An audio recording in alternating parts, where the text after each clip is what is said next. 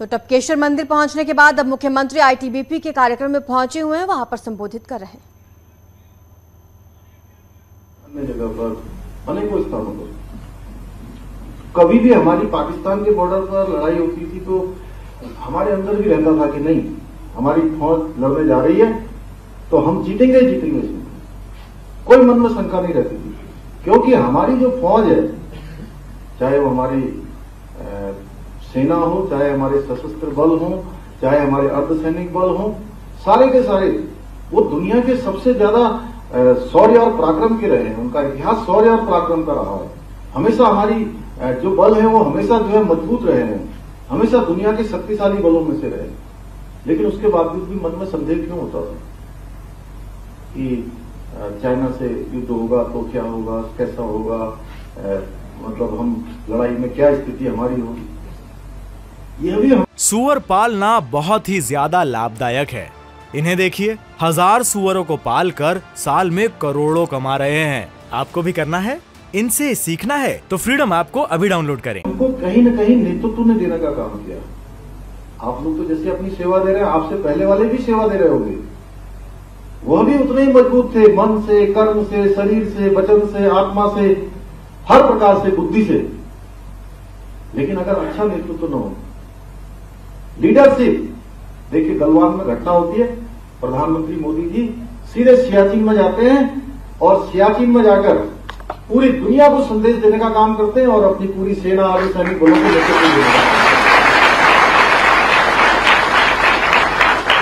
और ये गलवान की घटना ने हमारे सामने एक पूरा, हमारे लिए हमेशा के लिए एक हमारे लिए भी विरासत छोड़ गए। 20 हमारे वीर सैनिक वहां पर शहीद हो गए, उनकी जान चली गई, लेकिन वो हमेशा के लिए हमारे लिए एक इतिहास छोड़ गए। दुनिया में बहुत लोग होते हैं, आते हैं चले जाते हैं, वो भी अपना सब काम करते हैं जो एक मनुष्य के रूप में करना चाहिए, लेकिन याद वही किए जाते हैं जो कुछ वतन के लिए कर गुजरते हैं, उनके अंदर वतन के लिए कुछ करने का। आज मुझे आप सबके बीच में बताते हुए खुशी है कि आज प्रधानमंत्री मोदी जी के नेतृत्व में जहां भारत का मान, सम्मान और स्वाभिमान पूरी दुनिया के अंदर बढ़ा है, कोई भी दुश्मन अब हमारी ओर हमला करना तो दूर, आंख उठाकर भी नहीं देख सकता। ये नया भारत है। पहले के समय में कहीं गोली आती थी तो गोली का जवाब देने के लिए पूछना पड़ता था, और पूछते पूछते उस सेना में कहते हैं पहले सीओ साहब जो है पूछते थे ब्रिगेडियर साहब से, ब्रिगेडियर साहब पूछते थे, और डिप में जाके डिप वाले पूछते थे, कमांड में कमांड वाले फिर जाते थे हेडक्वार्टर में, और वहां से मंत्रालय में। ऐसे करते करते 8-10 दिन बीत जाते थे, लेकिन ऑर्डर नहीं आता था। इतने दिनों में तो वो जो बदला लेने की आग होती है वो भी ठंडी हो जाती है, उड़ जाते थे लोग, हमारे सेना के लोग। लेकिन मोदी जी के समय में अब अगर कोई गोली आएगी तो उसका जवाब गोले से दिया जाता है। ये है नया भारत। और नया भारत यह भी है, हमारे बच्चों ने तिरंगा पकड़ रखा है। अभी अभी हम लोगों ने आजादी का अमृत महोत्सव मनाया।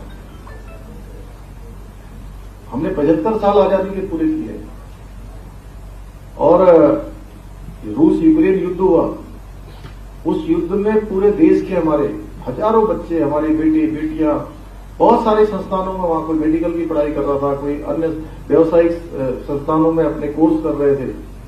उनको जब भारत वापस आना था तो हमारे बच्चों ने तो सीधे सीधे अपने कंधों पर तिरंगा ले लिया, और तिरंगा लेकर वो यूक्रेन की सीमा के बाहर आ गए और अपने वतन वापस लौटने लगे। वहीं दूसरे देश जो रात दिन हमको फूटी आंख, हमको नहीं, वो नहीं मानते, हर समय हमको कोसते रहते हैं, हर समय कभी अलगाववाद को, कभी जिहाद को, कभी आतंकवाद को, कभी सीमा पार से तमाम प्रकार की गतिविधियां करते हैं। ऐसे देशों के बच्चे भी उस वतन से अपने वतन जाने के लिए, वहां से स्वदेश लौटने के लिए, सीमा को पार करने के लिए आप लोग तो तिरंगा हमारी शान है, हमारी जान है, इसलिए आप लोग कंधों पर लिए हो। वो बच्चे भी अपनी जान बचाने के लिए, अपने घर वापस लौटने के लिए तिरंगा अपने कंधों पर लेकर आ रहे थे। यह है नया भारत। ये नया भारत बनाने का काम हमारे देश के प्रधानमंत्री मोदी जी के नेतृत्व और उनके मार्गदर्शन में हो रहा है। तो मैं आज के अवसर पर आप सभी का बहुत धन्यवाद करता हूं और मुझे जब भी मौका मिलता है मैं आप लोगों के बीच में आने की कोशिश करता हूं और कुछ क्षण जो मिल जाते हैं मुझे लगता है कि मेरे जीवन के सबसे सुंदर क्षण है। अभी बीच में आप लोगों की चेक पोस्ट पर वहां पर जो मलारी गांव में पोस्ट है, मैं उस पोस्ट में भी गया था, वहां भी सब जवानों से मिला था। और आज पूरे उत्तराखंड के अंदर हमारी पार्टी ने तय किया कि मेरा जन्म दिवस संकल्प दिवस के रूप में मनाया जाएगा। मुझे पता भी नहीं था, तो उन्होंने कहा कि मैं हमेशा वही विकल्प है, हम उत्तराखंड को हिंदुस्तान के श्रेष्ठ राज्यों में शामिल करना चाहते हैं, उत्तराखंड को ड्रग्स मुक्त करना चाहते हैं, उत्तराखंड को भ्रष्टाचार मुक्त करना चाहते हैं, उत्तराखंड हर क्षेत्र में आगे जाए उसके लिए काम करना चाहते हैं। और मोदी जी का जो सपना है जिसको लेकर उन्होंने आज हमारे पूरे देशवासियों से आह्वान किया है कि आने वाले 25 साल जो अमृत काल के रूप में आजादी के 75 साल अमृत महोत्सव और अमृत महोत्सव के बाद अमृत काल, जबकि हमारी शताब्दी होगी 2047 को। 2047 तक हम दुनिया के सबसे श्रेष्ठ राष्ट्र के रूप में सबका नेतृत्व करने वाला भारत है। एक भारत को बनाने की जिम्मेदारी हम सब की है और हम संकल्प लेते हैं कि मोदी जी के इस आह्वान पर, मोदी जी के इस संकल्प पर, मोदी जी के इस विजन पर उत्तराखंड राज्य से भी, हमारी बहन जी कह रही थी, हमारा ये बिल्कुल प्रहरी के रूप में राज्य है जहां